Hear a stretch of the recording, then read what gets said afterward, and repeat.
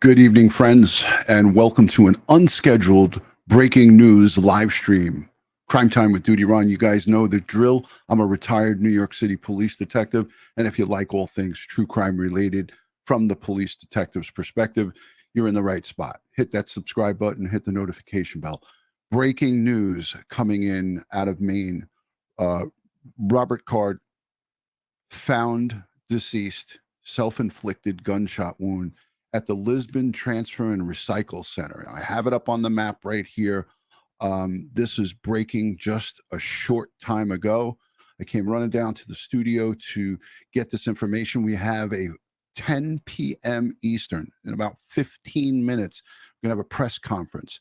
But I'm going to play just a little bit of this from our sister station out in Maine, News Center, Maine. They're a News 4 affiliate. Let's take a listen. Tonight. We can confirm through multiple independent law enforcement sources that Robert Card's body has been found.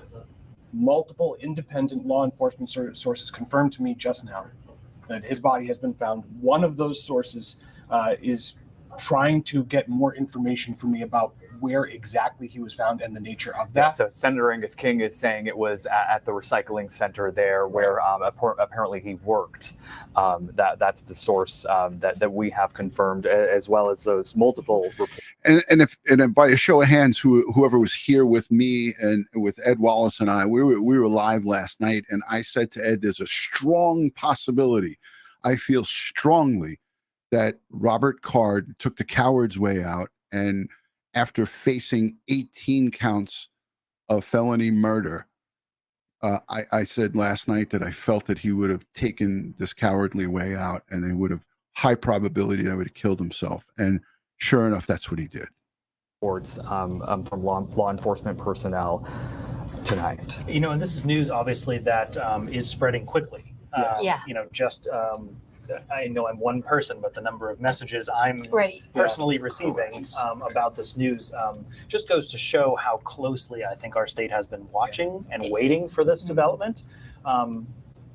Whether it was a capture alive, discovered, or found in this case, as we're learning, has been found dead. But again, in that specific area where there was that question of, okay, police said just this afternoon that they have not had a sight of him since the night of the shooting 48 hours ago now. So there was that mystery question out there of he could be anywhere. And Maine is a large area with a lot of rural wooded areas. So the fact that he was found now in such a close proximity to where the search was, where the shootings happened, is an interesting development tonight. And that feeling of could be anywhere is such an uneasy feeling for everyone, because it wasn't just looking in Lewiston. As you mentioned earlier, there were several towns and communities. What was it, 530 plus tips that police had received? Yes. So, you know, street from the boat launch. Yeah, I actually want to correct that map real quick. There is both the Lisbon transfer station as well as this private recycling company. So just want to clarify there, the Maine Recycling Corporation, and that is at Google Maps here, the Lisbon City Solid Waste Department. So that Maine Recycling Corporation, we are now have confirmed that. Of course, is live tonight.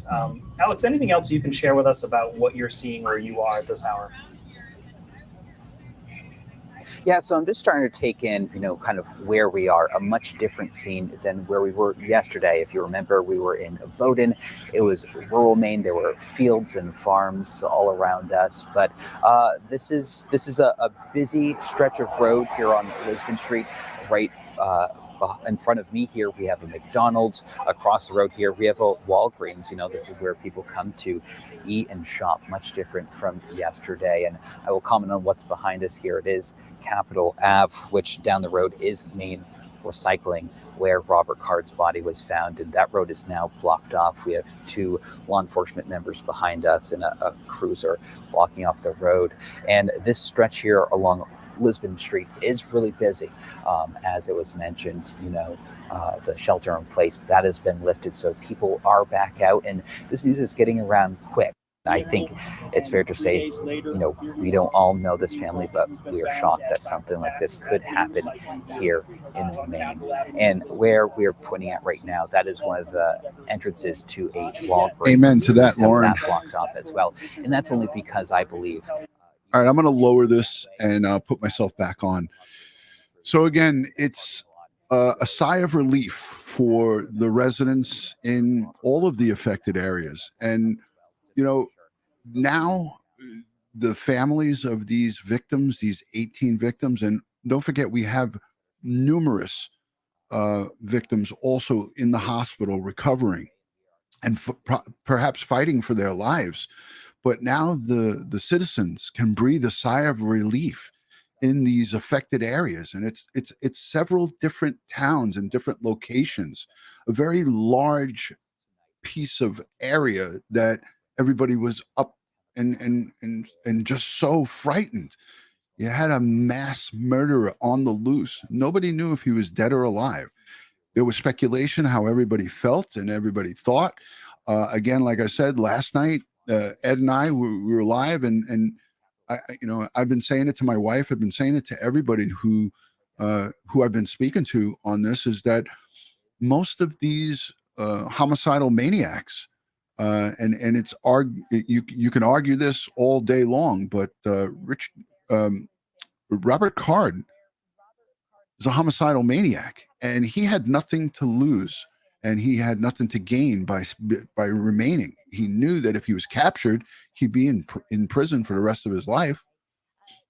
So common sense prevailed, and he took that coward's way out. Let's listen to what this reporter's saying. Is here at the Lisbon Industrial Park. If you're familiar with the area, it's a Lisbon street, and it has the Walgreens. There's a McDonald's to our right now. We sat at this McDonald's for a little bit today. We got food here. It was completely quiet. There were no reporters. There was no law enforcement. It's a completely different scene from about 6 or so hours ago.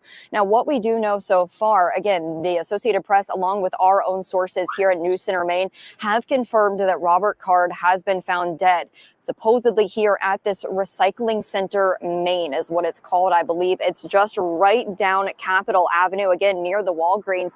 And again, it's just a very different scene. It's busy here right now. There are a lot of people driving by. Granted, a lot of these people are reporters. These are news crews. But you can see that this Capitol Avenue is completely blocked off. They do have a lot of law enforcement here at this point. They have on armor. They have long guns in their hands. There is a lot going on. Now, if you pan all the way down to this street, this is, again, where the recycling center is.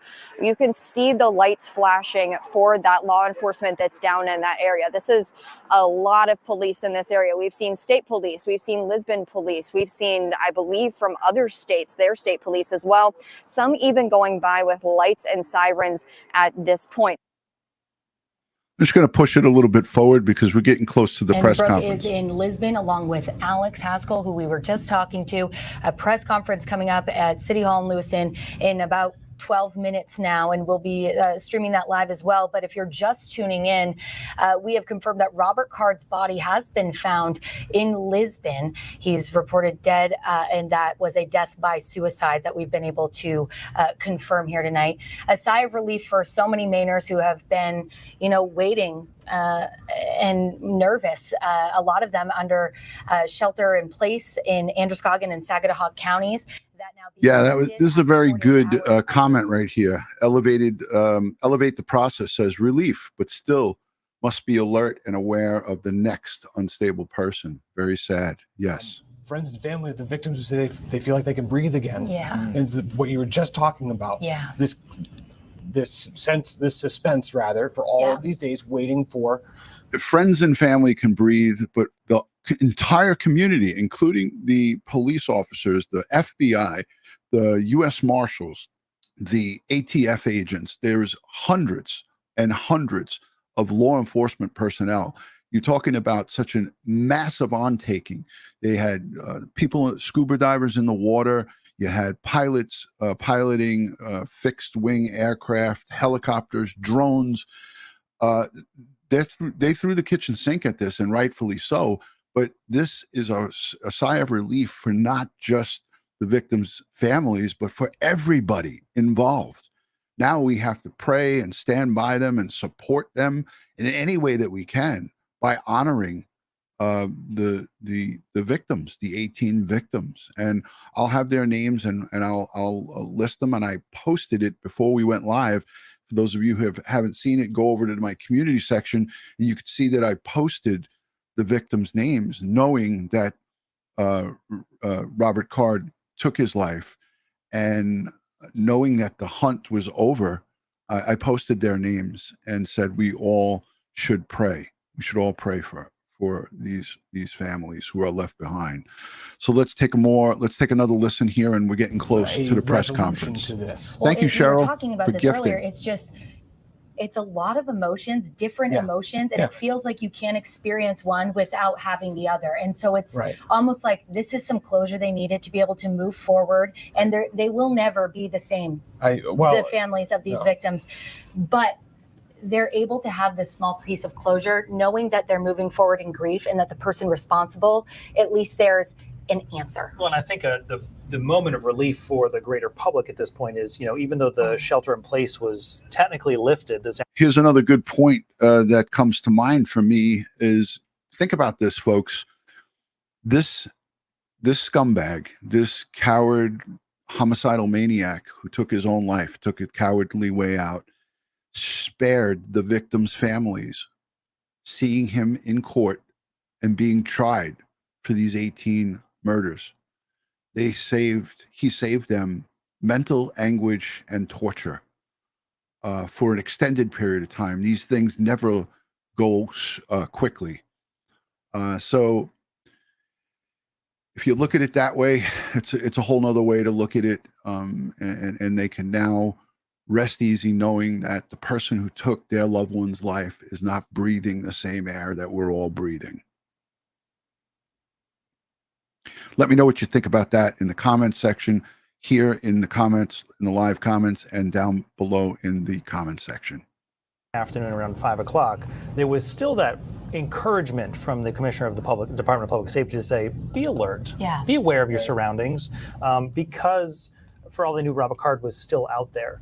His body has been found tonight. And again, this immediate threat is behind us with this outcome that his body has been found tonight. And again, we're being told by suicide with a gunshot, and not far from where police said they found his car on Wednesday night, which was kind of the last any kind of indication about where he could be or where he was headed. So right in that area. And also not far from the original scene. So about 12 miles, a 20-minute drive from that original scene, spare time. Because remember here, this is the man police say walked into that bowling alley Wednesday night and then moved on to a bar and grill 4 miles away and killed 18 people. And injured 13 others. We are just getting a statement from U.S. Senator Susan Collins tonight saying, quote, tonight Mainers can breathe a collective sigh of relief thanks to the brave first responders who worked night and day to find this killer. When President Biden called me this evening to tell me the perpetrator of this heinous attack in Lewiston had been found, we both expressed our profound appreciation for the courage and determination of these brave men and women. And I also want to say that earlier today, I spoke to Katie Card, that is the sister-in-law of Robert Card. She was telling me that the family has been cooperating with police as much as they can, and that this has been a tough time for them. Take a listen to some of what she had to say. Our hearts and prayers go out to all of those involved, and we're doing everything we can to help assist law enforcement. We've been working with them nonstop since this happened. So just that we all hope that he comes forward or he is found. And again, just that we hope that the attention will go towards the victims and their families. Our hearts are broken. That's moving. And I know Katie also spoke to NBC News extensively, and maybe she shared some of this with you as well, Zach, but just Robert Card's past mental health struggles and what he was hearing reportedly from Katie the voices in his head. So I know that since this incident has happened, they had sent countless messages to Robert asking him to do the right thing and turn himself in. Obviously, those messages were going unanswered, but it's great to hear the perspective of his family and get a little context of Robert Card. Yeah, and it opens up more questions. This, of course, Yeah. It opens up more questions as to why was Robert Card in possession of any firearms, period. Knowing full well, you just heard from Katie that he had a long fight with this, hearing voices. These are clear and concise signs that you remove firearms from somebody that has that happening and that going on. According to Maine Senator Angus King, is the recycling center where he used to work. Things that make he you died go, from a self-inflicted gunshot wound in the same clothes he had on that day when he Wednesday night when he walked into that bowling alley. We're working to learn more information, and we're expecting to hear from police, which we have commented on. It was difficult to see that the parking lot was still full when we knew that hours before this video was recorded what happened there. And it just represents the people in our community who did not make it home that night and arrived there for what they thought was going to be just an evening of fun. Yeah, the last time we heard from police around 5 o'clock was when they confirmed the names of all of the victims, the youngest 14 years old. And I actually spoke to the grandfather of that 14-year-old today. That's what I just came back to the studio with that interview. And I mean, man, was it hard, but kind of speaking to the community, the parking lot. Before we even had the interview, this man lives close to my parents. So we were all out in the street, and one by one, neighbors were coming and gathering and, you know, sharing their condolences and giving hugs and being there for one another and showing up in the way that they could. And I think that really just speaks to Maine and what Maine is. Yeah. They will show up for you. You have support, you have community. These victims' families who feel probably so alone and isolated right now lean on the state of Maine. Here we're showing their faces now. So I'm going to just remove the branding. These are the victims. Here they are in color for you guys to all see. You know, this is what it's all about now, getting behind these victims' families who are left behind. They're left behind to grieve, and we'll grieve together with them as a community, as a world, as a nation. And you know, this is an international story. People are watching this from all over the globe. But these are the victims. Young Aaron Young, father William Young, or I believe, is that his uncle? I got to get all this down. I have to do my due diligence in looking into all of this, but I know Trish was there off duty. She was working. You worked at that location, and we heard from Chad Hopkins, who was bowling with her, and he said in his own words that she beat the crap out of him. She was beating the hell out of him in bowling. She was kicking his ass, basically. And he gave an interview, Chad Hopkins. It was heart-wrenching. And he discovered and figured out that she was not responding. Just horrifying. Now, earlier today, we were able to get photos of all 18 victims. Found out a couple of things about many of those victims. As the night has gone on, when that news came out, we also again heard from Lewiston Superintendent Jake Langlis that Lucille Vallette had been working for the district for decades as part of the business office, had mentored many people in the district. I'm hearing from more friends and family of the victims who are saying they know somebody who's in. I'm speaking to a particular person who lost 4 friends. Wow. In one night. Yeah. And is telling me 4 friends. They're going to go spend tomorrow with a family member who was in the bowling alley that night and was shot 4 times. Oh. And apparently that person's condition is improving, according to this family member. Thank God. How this all ended. If you're just joining us again, Robert Card, the suspected shooter in that loop. I mentioned here we're getting an update that Governor Mills will be at the upcoming press conference.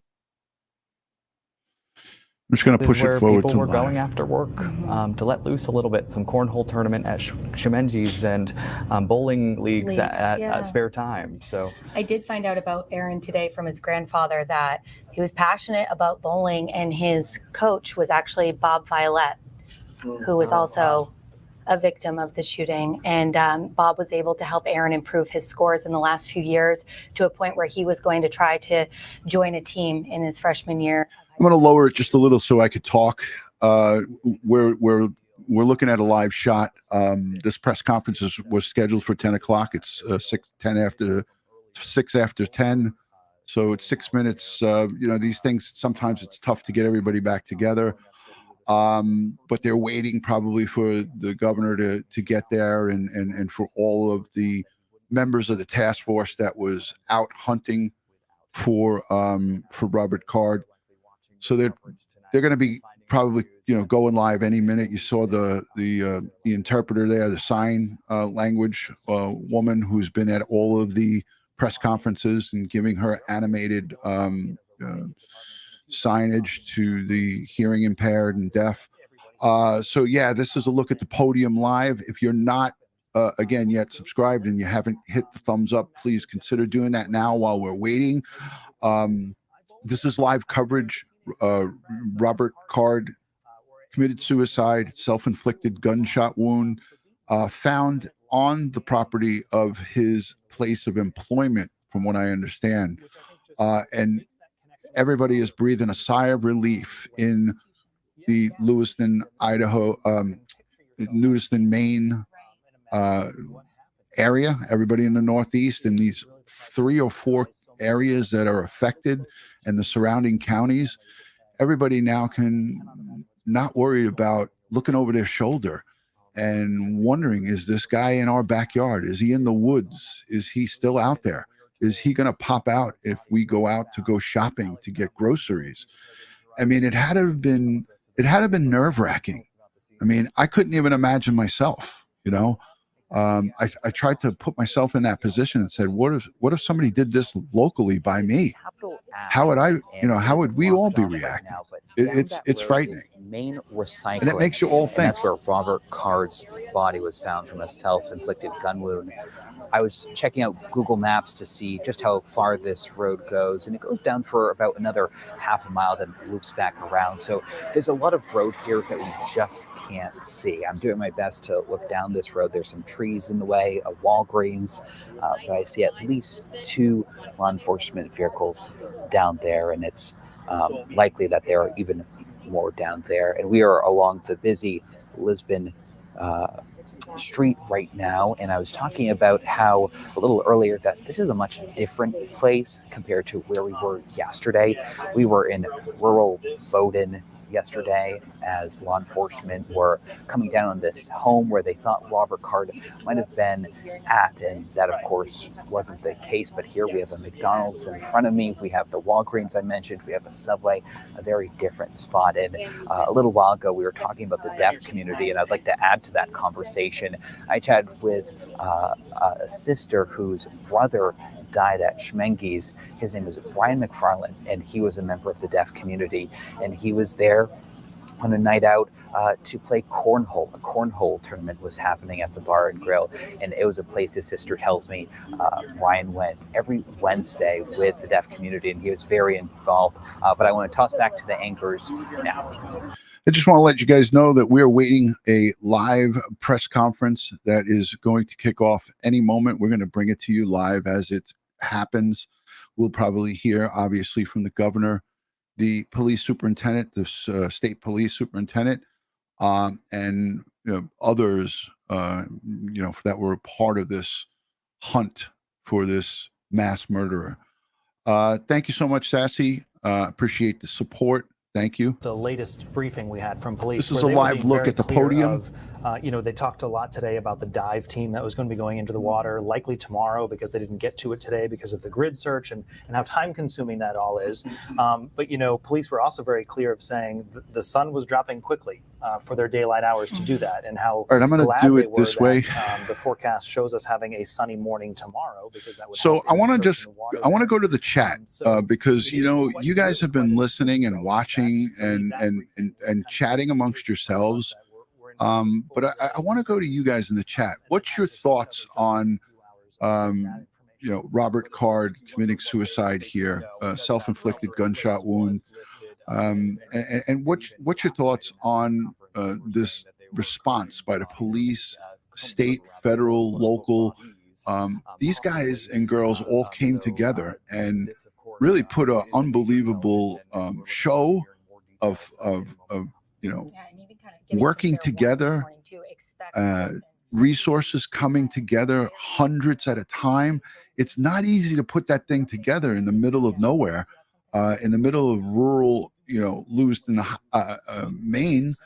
I think that they did a fantastic job of it. We were all a little disappointed in some of the recent press conferences. It seemed like the public safety commissioner, who was a prior police chief or police commissioner, and I think Portland, Maine.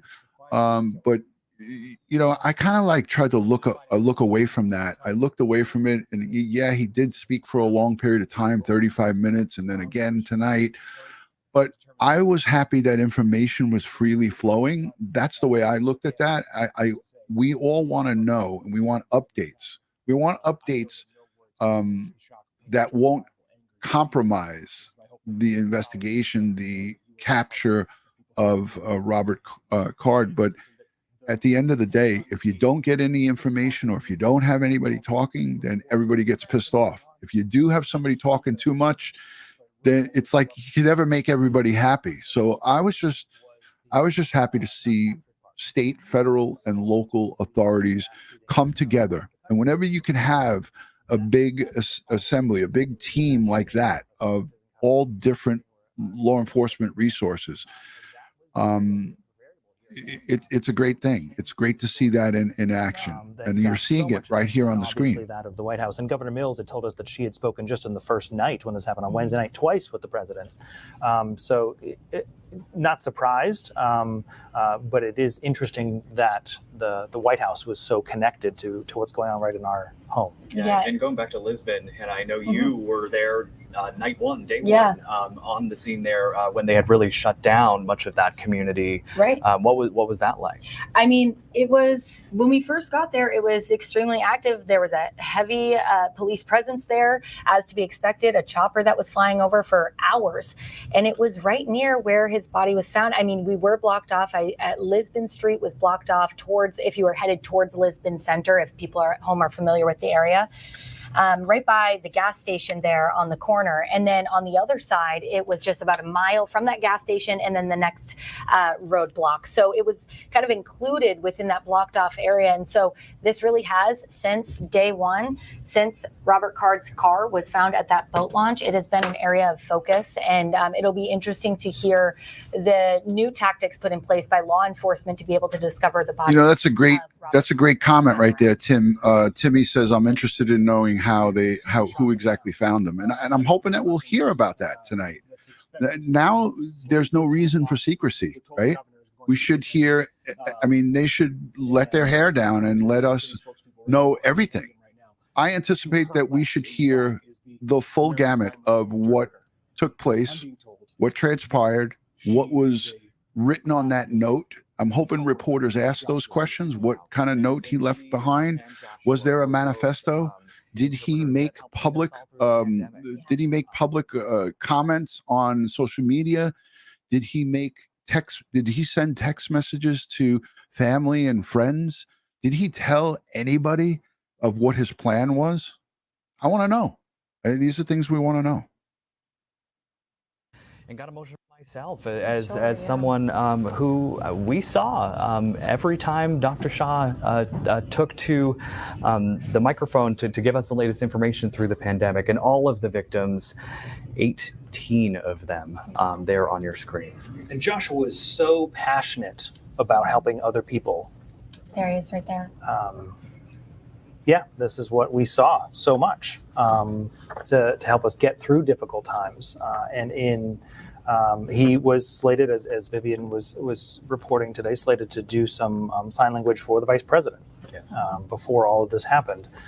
So very established individual in that community. Yeah, and for members of the deaf community that are watching tonight and hearing this news, we've heard from some of them thanking us for including the interpreter in the picture on the screen next to the podium, because it's important for them to get that information. So just another reminder to our crews to make sure that we stay wide to include her in this press conference. So again, we are waiting. We're about 15 minutes now past the anticipated start time of this press briefing. You can only imagine the volume of information that our law enforcement leaders are trying to compile and make succinct before coming and sharing all of the information with us about the discovery of his body tonight, again in Lisbon. Near or at where he previously worked in Lisbon as well. So again, this is the photo you've been looking at now for 48 hours that we've all been looking at, kind of with that request from police to say, if you see anything, call us. If you hear anything, call us.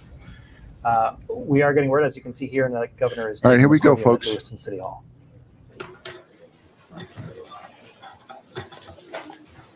This is the live press conference now, guys.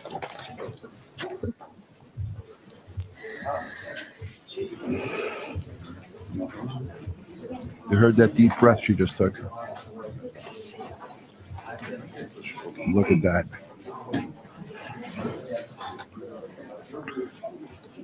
Thank you very much for coming. Excuse me, coming here on short notice. I stand here tonight to simply report that the Maine State Police have located the body of Robert Card in Lisbon. He is dead. I've called President Biden to inform him about this news.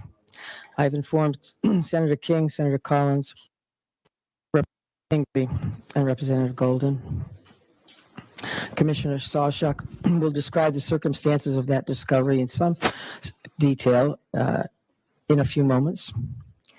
But this discovery is entirely thanks to the hundreds of local, county, state, and federal law enforcement members from all over, and people from other states as well.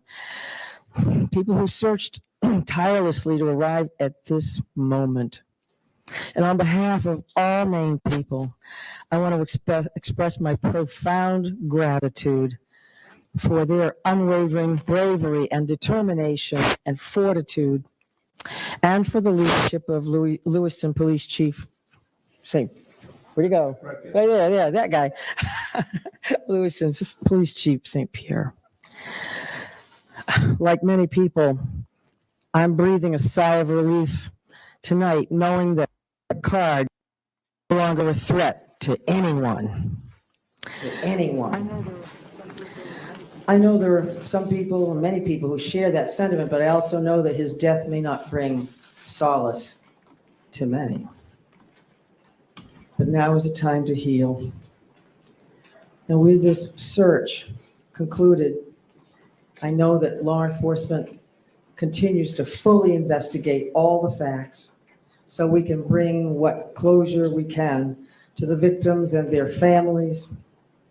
And I ask that all Maine people continue to keep those families and all of the people impacted by this tragedy in their thoughts and prayers. Lewiston is a special place. This isn't us. Lewiston is a great place. It's a close-knit community of fine people, people with a long history, a history of hard work, of persistence, of faith, of opening its big heart to people everywhere. And tonight, the city of Lewiston and the state of Maine begin to move forward on what will be a long and difficult road to healing, but we will heal together.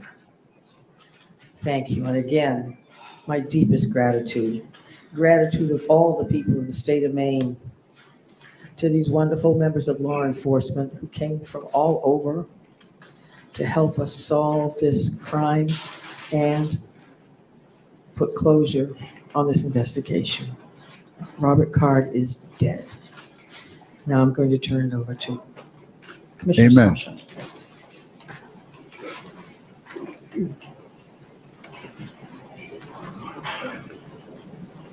Thank you very much, Governor. We truly do appreciate all of your support.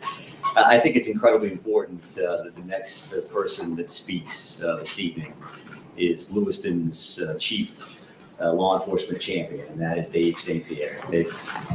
Thank you, Mike. And thank you, Governor, for allowing me this opportunity. Bear with me, please. I certainly did not have much time to prepare a speech here. I want to say to everybody, thank you so much. Our community can now breathe a sigh of relief, as the Governor stated, and I can't echo that enough. Our work, again, is not done here. I was very elated tonight when I got the call from Commissioner Sawchuk advising me of the revelation of what took place and that Mr. Card is deceased and no longer a threat to our community or any other community. I just don't want to forget the families that are grieving and will continue to grieve. I don't want to forget the law enforcement officials that have worked tirelessly throughout this whole event to come to a good conclusion.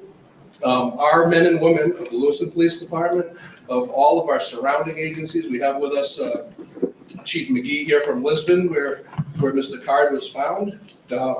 This is vitally important to all of us that this conclusion came to light tonight. We're gonna grieve for the families that lost loved ones here. Continue to work. We're going to persevere, and we become better people for it. In terms of working together as teams, we've learned a lot from some mistakes. We've won a lot of accomplishments this evening. Again, I wasn't really prepared for this on a Friday night at 10:30, but I'm very happy to be here and very happy to say the threat is over. Thank you. Did you see a reaction from your officers when they got the news of this? Your officers who were working this case. Sure. So our officers are being notified now as we speak. Some know, obviously, sooner than others. There are many that are still home. They're home with their families. And I'm quite certain at this point in time, we all know about this. This is something that all of our law enforcement personnel, ours and any surrounding community, has been paying very close attention to in awaiting positive news or good news. And this is by far the best news we've had in quite some time. Thank you. Was there any belief at this time that the suspect was dead before finding him, or did this come as a brand new revelation that you never saw coming before this? So our reality here is that the search has been extensive. It's been thorough. It's been nonstop since the minute we started speaking with you and long before that. So all of these options are on the table, as we knew. We continue to search locations, in some cases multiple times. And we will have more information about exactly how this went down. We're going to have another briefing tomorrow morning at 10 o'clock. And I would please encourage you to think about next steps from your end, information that you would find important. And I will say that this is not going to be a long Q&A this evening. We wanted to make sure that we got this information out as fast as possible and as responsible as possible. And what I mean by that is that the time between the notification of the press release and now, there wasn't a lot of details there. There wasn't a lot of details there because we wanted to talk to the victims' families. We wanted to say, this is coming. It's important that they heard that information as close to first as anybody else. And you know who else we called? Was the family of the suspect. And they lost a loved one in this scenario. And there were many of that family that was very cooperative with us throughout. So they deserve that phone call. So we had those conversations tonight before joining you here. We also got a chance to spend some time with the brothers and sisters of law enforcement and our public safety partners that have been so incredibly helpful over the last few days, to say the least. Any other reaction from the families, sir? So right here, sir. Where exactly did you find him and when exactly did you find him? So at 7:45 this evening is when Mr. Card was located. I won't give you an exact address. It was near the river along Androscoggin in Lisbon Falls was the actual location. Man, did you have a question? Body found from the location where he worked. Man, did you have a question? When do police think he died? That all remains to be seen, right? So our reality is that we found that body at 7:45 and it's 10:25 now. So there continues to be a lot of work that needs to be done here at the scene with the medical examiner's office. So there's a much more follow-up to what happened. But sir, if you have a question. Any indication that he had an accomplice, and how was he found? I won't be able to answer either one of those questions at this point. Accomplices and things of that nature, we've had no indication of that since the very beginning. But as we've talked about before, these next steps are going to gives us an opportunity to do things as fast as we can, in the sense that we want to provide closure and information, but also slow things down a little bit, because we need to look at video evidence. We need to look at various pieces of technology that are in play here, and hopes that gives us some additional information around some of the things that you're going to. Can you share the reaction from family members, please? We understand that he was found at the recycling center where he had previously worked. Can you help us understand more? Had you searched previously this recycling center and not found anything? And in addition to that, we understand that possibly he may have recently been fired from this recycling center. Can you answer that? Yeah, I'm happy to take a look at that information in hopes that I can get that back to you tomorrow morning at 10 o'clock. That remains to be seen. Again, we have attorney generals that we need to work with and other individuals that are in play here. I'm going to take a couple more questions again with the mindset that it's 10 o'clock tonight. What about the gun? Was the weapon recovered?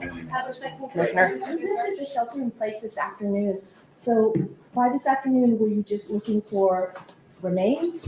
Or, how did you make that decision to lift the shelter in place? Yeah, sure. So I think that that was an ongoing conversation since the minute we actually put that in place. We knew that was an important decision. Certainly from our perspective, it made complete sense to put that order in place immediately based on the violent nature and the traumatic nature of these crimes. And as things progressed over the next few days, since Wednesday to now, we've had a lot of conversations with various town and city leadership, with the governor's office, with Chief St. Pierre, with business owners, with residents, and we have to have that balancing act of pluses and minuses. And we had that initial surge with those communities, and those communities made perfect sense for an order. And as things tended to slow down, we didn't have any immediate threats. We made the decision to back off that. I would also just want to mention this because a fellow commissioner had asked me to do this, and I could walk out of here forgetting it. But Commissioner Camuso said that and passed along that actually that hunting restriction has been lifted as well. So the resident hunting opportunity for tomorrow is open across the state of Maine to include those 4 communities, with a lot of phone calls that she would receive around that. But right here, there are reports that he was found with a self-inflicted gunshot wound. Can you confirm that? yes, I can confirm that. It's an apparent self-inflicted gunshot wound. Commissioner? Yes, sorry, I just wanted to follow up. You searched that area before, as I understand it. Can you explain why he was only found this other time that you searched this area? I didn't state that we had searched that No, area. our reporting says that you searched this area before. Okay. So just follow. I was there yesterday when they were searching. As we have stated in the past, we try to use information that we can confirm one way or the other. So your reporting can say something one way or the other, and that's fine. We can talk about that again tomorrow morning, but I think we're done taking questions for this evening. Thank you very much for your patience. Commissioner, what was in the suicide note? Okay, we're all set. We're all done.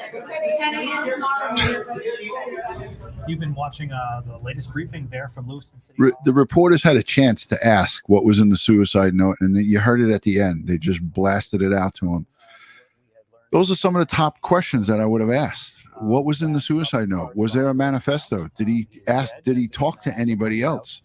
Was the weapon recovered that he used to slaughter 18 people? I imagine that's terminology that is often used because, when someone is found dead, they are taken to the medical examiner's office and there's an official cause of death determined. But at this point, police say all indications are it was a self-inflicted gunshot wound. Right, and we know that his body, again, found just barely a mile from where they found his car at that boat launch there in Lisbon, at Maine Recycling Center there, and you can tell kind of a different mood in the room there tonight. Very different. Absolutely. Yeah. And Governor Mills sharing remarks. I'm not sure if we have that sound yet, but basically saying that the state can begin to move forward while we have a long, difficult road. We will heal together. And you can feel the energy in the room. You heard Chief St. Pierre sharing as well that we can breathe a sigh of relief. No longer, Robert Card's no longer a threat to the community or any community. You could see that relief on their faces, specifically the governor when she took the podium. I thought yesterday morning when she took the podium at 10 a.m., she addressed the fact that her voice was sore. She had been up all night the night before, talking, communicating, coordinating all of this. And you could tell she had been up all night, as they all had been. And that look of relief on her face tonight was very noticeable, I think, in the room. It was, you're right. And actually, I apologize for joining you guys late because I live kind of a ways away. The governor was very emotional, and you heard her breathe deep breath in, sigh of relief, and she seemed very emotional. Yeah, I just wanted them to confirm the gun. I know that people are saying that, the gun was recovered, but nobody even asked a confirmation. You have this guy at the podium, ask these questions, get the answers. Grueling 3 days trying to analyze all these scenes, doing that grid search earlier today. You had the search of the home last night, or they surrounded that home last night, I should say, and then searching the river. I do want to listen to the sound from Governor Mills that we have from that press conference just moments ago. I stand here tonight to simply report that the Maine State Police have located the body of Robert Card in Lisbon. He is dead. I've called President Biden to inform him about this news. So the governor being in touch with President Biden delivering the news to her and the members of Maine's congressional delegation as well this evening. We've heard from a number of people sharing that this is a moment to collectively breathe a sigh of relief and begin that long and difficult process to heal. You heard the commissioner say that there are lots of details about what exactly happened between him taking off, them finding the car, and then them finding him dead, right? We don't know what happened in that time. The investigators are looking into it. A lot of people right now are going to ask us, well, why aren't you saying this? Why aren't you saying that? Because those are details that, as the commissioner said, those are details that they need to communicate to the families if they so choose to hear them. But it's a process of respect from law enforcement to make sure that they're hearing it from them as an official source first, as opposed to something coming from anybody else. Right, and Commissioner Soschuk said that he actually called the family of Robert Card and told them, and he acknowledged that they themselves are dealing with the loss of someone tonight. So some complicated emotions there. Again, if you're just joining us here on the air, we have learned that the shooter in that Lewiston shooting that killed 18 people, injured 13 others, has been found dead in Lisbon. News Center Maine's Alex Haskell was there on that scene. I'm not sure if Alex is ready to talk to us, but it would be great to get an idea of what is going on there. Alex?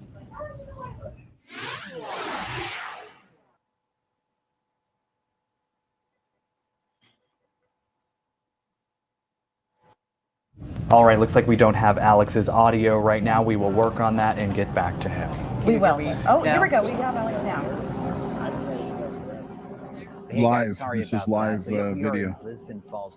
Right behind me here, that's Capitol Ave, and that's where Maine Recycling is, and that's where Robert Card's body was found. That road is blocked off right now. We have two members of law enforcement with Lisbon Police there, and this is a busy area, and we've seen it get busier as the news has gotten out that this is where Robert Card's body has been found. We are right by a McDonald's right in front of me here, and we've seen people take a break from their meals to look out the windows to see what's happening, and it's quite the sight as all news media comes here to check out this site.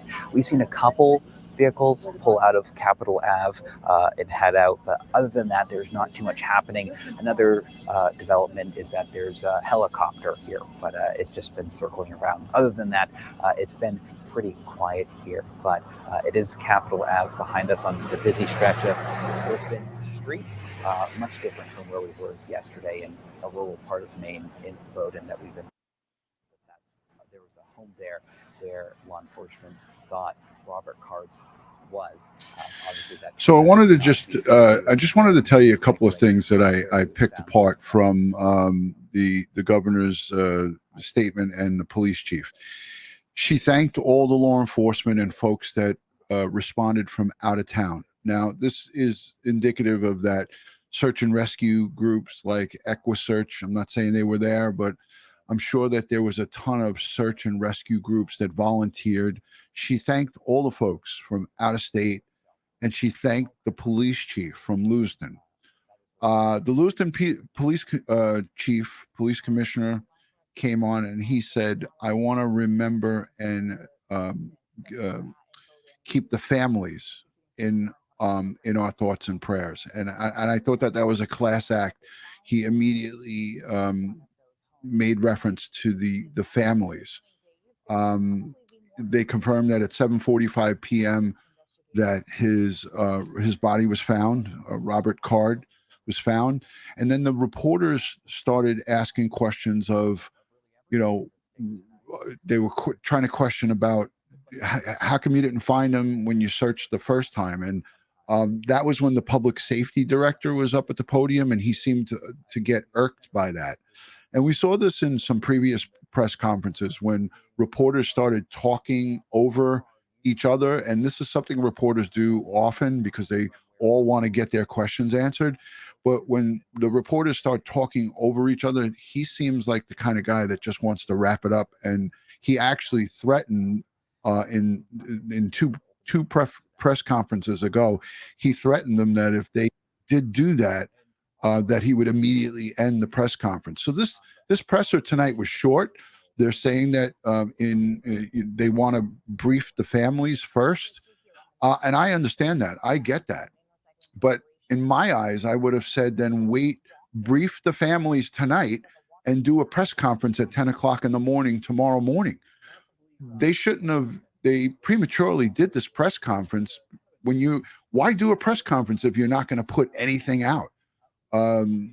So if the families were the most important thing, and I agree with that, they should have went to them and immediately briefed them, and then went and held a live public press conference. And that's just my thoughts and my opinions on that.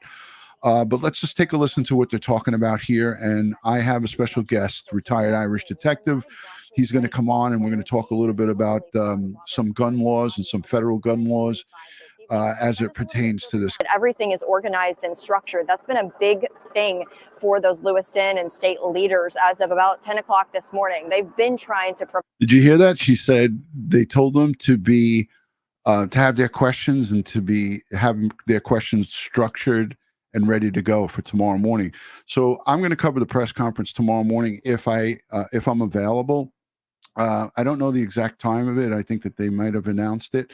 So if I'm able to bring that to you, I'm going to bring it to you live. Remote structure amongst the chaos that's been going on. But I want to tell you, if you missed the beginning of that press conference, exactly how Governor Janet Mills started that press conference. She started with, quote, "Robert Card is dead." They got right to it. That was the information that we've been waiting to hear for days, happening apparently right down the street at that Maine recycling center area that he may have worked at one point. So this is a sigh of relief. A lot of reporters, even whenever I was looking around, it looked like everyone kind of looked around, to see how people were reacting. This is a big deal. It's a much different mood than it was even a few hours ago here in this exact spot. And you can hear the helicopter in the background. I was here earlier, and it's going to be a different spot, I'm sure, developing over the next 12 or so hours. Griffin, live for us tonight. That awful. That it is. It's just the beginning of a really long process for them. All right, I'm going to pause this, and I'm going to bring on my good friend, my fellow brother from PSA 2, brother in blue, retired NYPD detective, Dennis. Come on, brother. Good evening, everyone. Hey, brother. Hey, how's it going? So I wanted to right away jump in and get your thoughts on the press conference. It was short. It was to the point. Not a lot of information. Just want to see your thoughts. I still think they're holding everything close to the vest. It's an ongoing investigation. So until they can look further into the self-inflicted bullet shot, I don't think they're going to release much information until their investigation is done at that scene. Yeah, I think you're right. I think they're going to be doing, it's just 7:45, not not more than 5 hours ago, not even. So what are we at right now? 10:40. So yeah. But I would have thought that they would have given up just a little bit more information. There was the note that was put out there. They knew it was out there, that he left a note. But they just stuck to the basics. And I think the governor, she showed a lot of emotion, and she seemed to have been breathing a sigh of relief, as all people of that region should be. You have a mass murderer, a homicidal maniac that was out there, and there was no answers. Was he alive? Is he hiding somewhere? Is this survivalist guy in the woods ready to strike again? So people were just prisoners in their own home. You sent me a message a couple of days ago talking about some type of loophole, and I don't want to go into a whole thing here, but you were saying that there was some type of federal loophole, because we're all concerned, and I know that you're concerned, Dennis, is that how was this guy able to be put into medical treatment for 2 weeks in a psychiatric ward at a hospital, unknown the location. It's alleged he was at West Point, and that they called the police and they brought him back to the state of Maine. We don't know, but how is he able to retain and keep these firearms? And I don't know if he had handguns. I'm sure that this guy's a gun enthusiast. I'm sure he's got handguns and a whole bunch of stuff. But how the heck was he able to keep his AR style rifle? If he purchased the firearms prior to him going to the hospital, that's how we got him prior. So there wouldn't be the record of him getting mental health, dealing with the issues. Now, with the federal law, but Dennis, what I'm saying is okay, I get that. So he purchased it before he had this mental health breakdown. But once you have the mental health breakdown, why wouldn't the local police department say, hey, let's see what he's got, let's see what type of weapons this guy has, and remove them? Because he was talking about going and shooting up the Army Reserve base where he served. He was saying that he was hearing voices.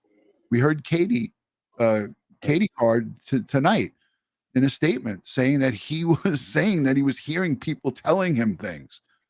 This is not somebody that should be walking around with guns.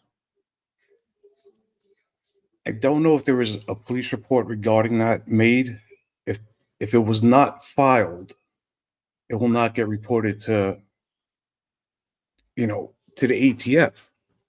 Yeah. So the federal law does not mandate any state to notify them of a mental health issue unless it is court ordered or police reports are filed. Yeah. Well, something's got to change here. And we heard about that yellow flag law and so on and so forth. And I read about it, and that was supposed to be put into place to ensure that mass shootings and things of this nature wouldn't happen. And I said it last night. I said it with Ed. It doesn't matter how many laws you have on the books.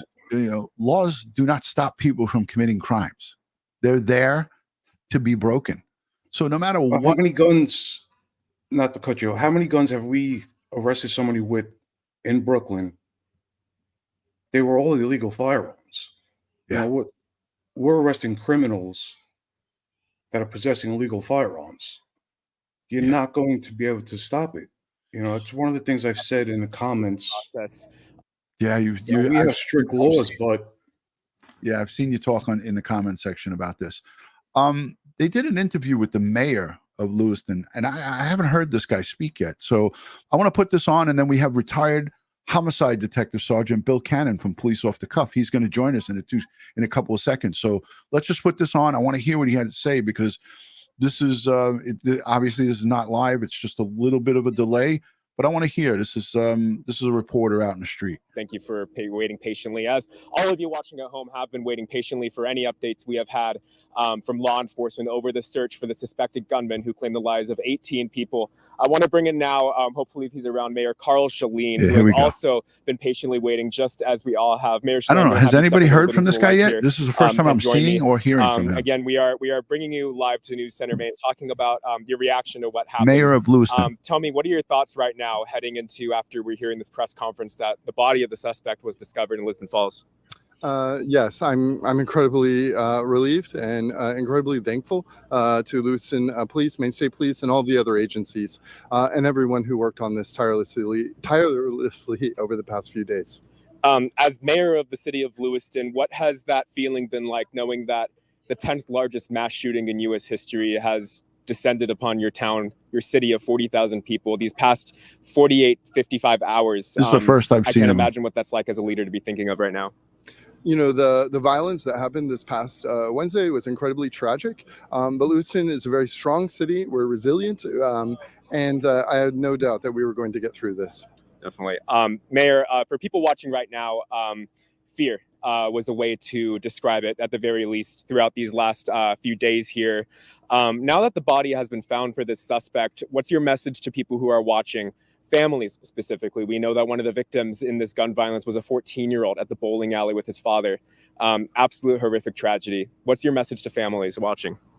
Yeah, I mean, our city is incredibly broken for the victims and their families, and I'm glad that now we can begin the healing process. And I'm sure we all are really glad that we could begin this healing process on just this tragedy that's fallen in our community. Is there anything else you want to say to the people watching? I appreciate everything that the residents of Lewiston have done. It's been incredibly, I've been incredibly proud of our city over the past few days and the love that our residents have shown for each other. Sounds good, Mayor. We appreciate your time. Again, you guys were hearing from Mayor Carl Shalin, from his reaction after we just had a press conference where Governor Mills opened up saying that they did discover the body of the suspected gunman who shot and killed 18 people here in Lewiston. Largest mass shooting of this year, 10th largest mass shooting in the nation's history.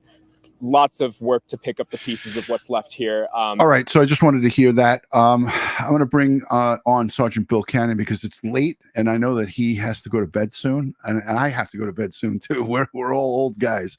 All you working guys. Sergeant Bill, how are you, brother? Thank you for joining. Good, Ron. I've been covering this like you, and you hear words like closure. There's no closure here. The word we want to hear now is healing. And it's going to take a long time for this town to heal, for these people to heal.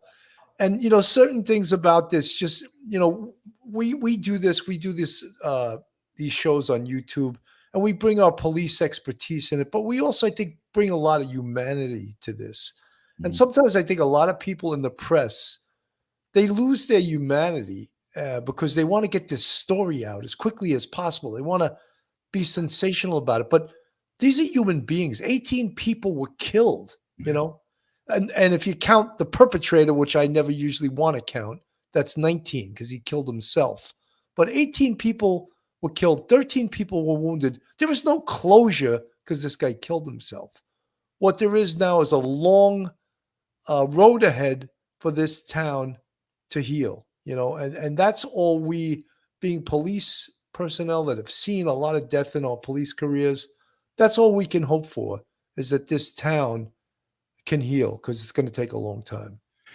Amen to that, Bill. I couldn't have said it any better. And earlier I alluded to that, is that, now is a time to get together, the community to get together and to pick up the pieces and support each other.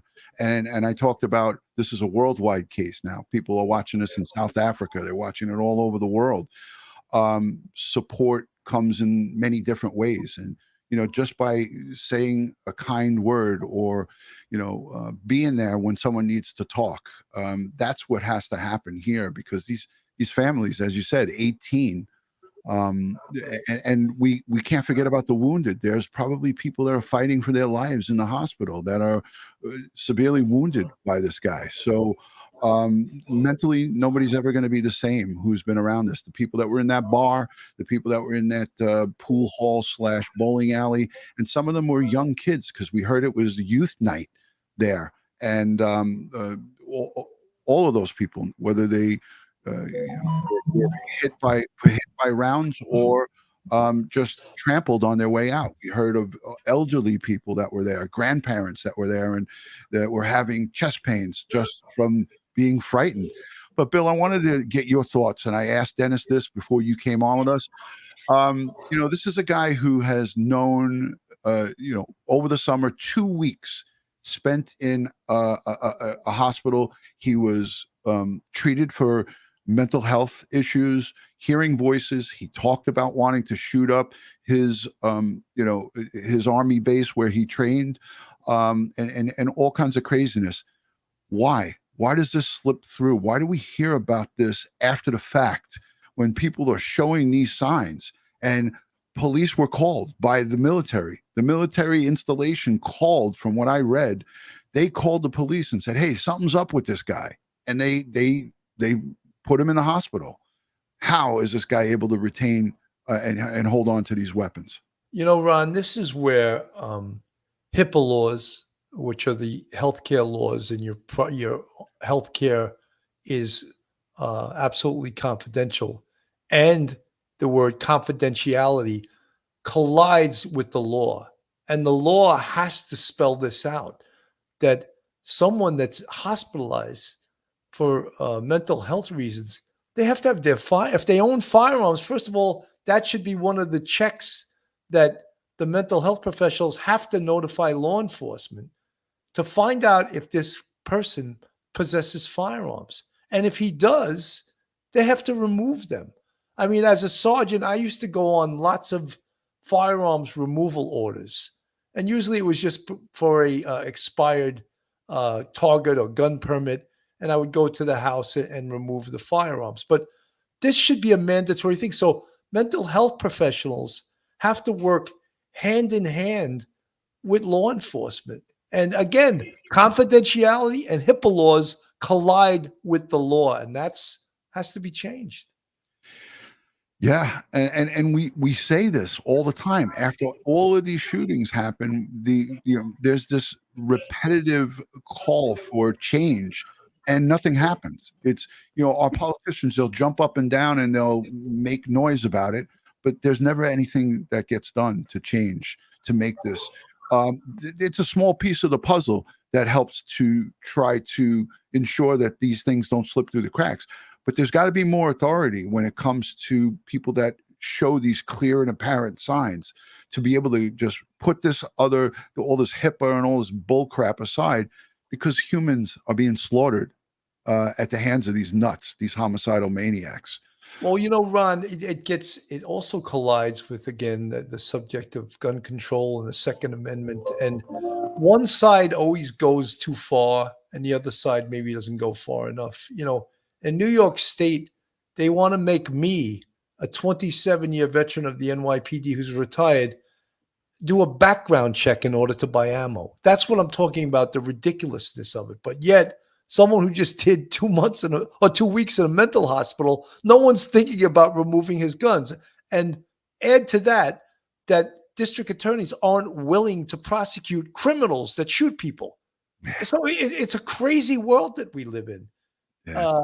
Don't you think maybe they should prosecute criminals that shoot people?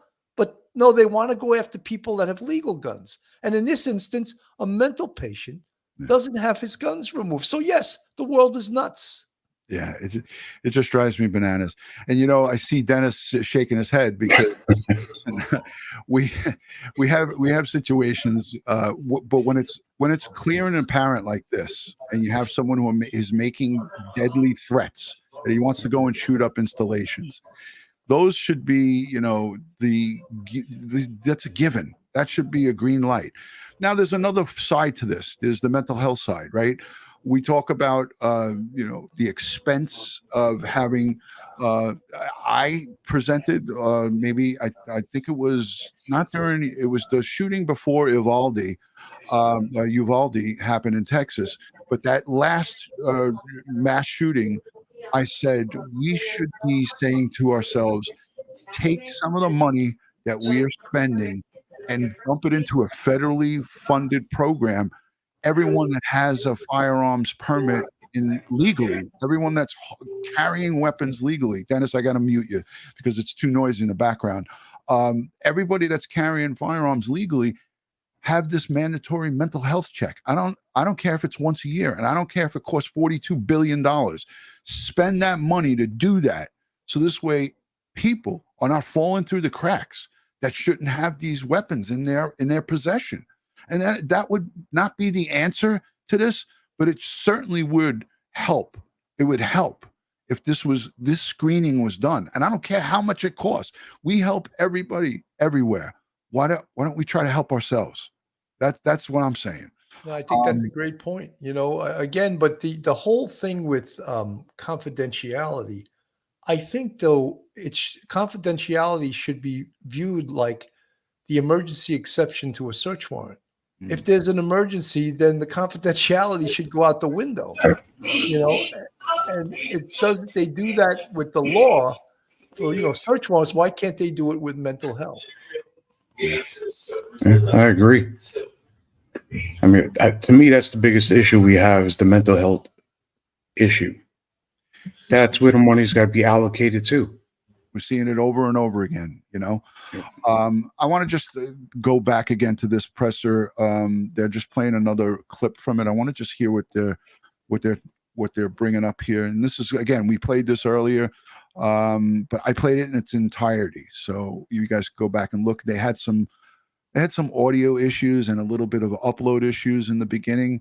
The audio wasn't great, but we did get to hear everybody that spoke. So to these wonderful men. Still a lot of questions. Police. All right, looks like we don't have that sound for you just yet. Operative. Gratitude. Is to be over just as much as everyone. It's just her giving gratitude, and that they want the focus to no longer be on them and on Robert. They want it to be on those victims. Let's listen to what Governor Mills had to say just moments ago. Again, my deepest gratitude of all the people of the state of Maine, to these wonderful members of law enforcement who came from all over to help us solve this crime and put closure on this investigation. Robert Card is dead. I liked it. I like to hear that. And here's the victims. We showed these photographs. These are the 18 victims. Again, she put a lot of emotion into that press conference. Bill, you don't see that often from from our politicians, but she said very strongly, Robert. Ron, I liked what she said tonight. They kept it brief. Last night, I was ready to vomit.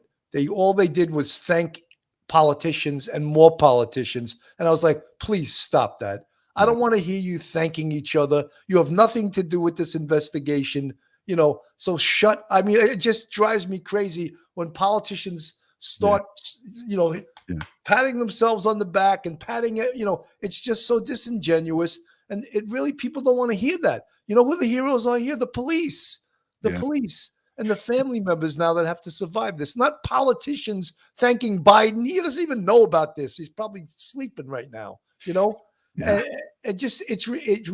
it's baffable, Yeah. Well, we have closure to this case. This perpetrator took the coward's way out, took his own life. I never like to see the patting on the back. And like you said, the men and women who are out there, the hundreds, there's arguably hundreds of law enforcement personnel that were conducting search warrants, doing the hits at the home and the residence, the father's place, his place. We saw them out there for hours last night.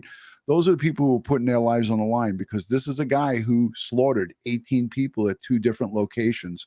And if he was alive, there would have been nothing that stopped him to try to kill more people. All right, I wanted to just, again, get everyone's opinions and thoughts here. Let's go to the chat and see what everybody's thinking. I want to just say, Dennis, I don't know what that noise is, and I apologize for keep muting you. Something's going on in the background. It's not feedback. It just sounds like there's other audio coming out. I don't know if you're hearing it, Bill. Hearing it? Yeah, I actually am hearing it. Yeah. So I'm trying to just minimize that for listeners. No, you're good. All right. Let's go to the chat. So little Patty says it's a good word, barfable. That's a canonism. I either call it a copism or a canonism. That is a canonism. That is a canonism. Canonism. Again, hashtag Bill, hashtag Ron, DutyRon, hashtag Dennis. I want to take a couple of questions. Control your show's sound effects. I'm not even using my sound effects. Oh, hell no. Pardon my French, but you're an asshole. There's some sound effects. But again, we want to go to the folks in Maine. In these 3 or 4 areas, there's that 56-mile box where there's the potential for him to have been in these last few days since Wednesday. They're all breathing a sigh of relief tonight because those folks, and Bill, I couldn't even imagine having this guy out on the loose in my community. Now, again, granted, I have firearms legally here. I can defend myself, but stepping out of your house was a terror for these people. Ron, even law enforcement that's going after a guy they know is a marksman and could take them out at a couple of 100 yards. That's pretty scary. And yet, something, we say it on the NYPD, fidelis ad mortem, which means faithful until death. And that's what cops do. And, they don't get paid a lot, but something, go after this guy who just killed 18 people. You bet. Yeah. I'm in, 100%. All right, listen, I want to just, I want to wrap this up because we have, I'm live over an hour and I didn't schedule this, but this is what it's all about right here, folks. These are the victims. I'm going to, again, I posted in my community tab, all of their names, but now we have faces with the names. I'm going to try to get a screen grab of this and post it in the community post. Let me know what you think down below in the comments section. And if you're not yet subscribed to Crime Time with DutyRon, please consider subscribing. Subscribe to Police Off the Cuff, Real Crime Stories. I have all of these guys in my suggested channel links. Dennis has his channel. You can unmute yourself so you can tell everybody about your channel, Dennis. Gats and Freedom Outdoors. It's everything outdoors.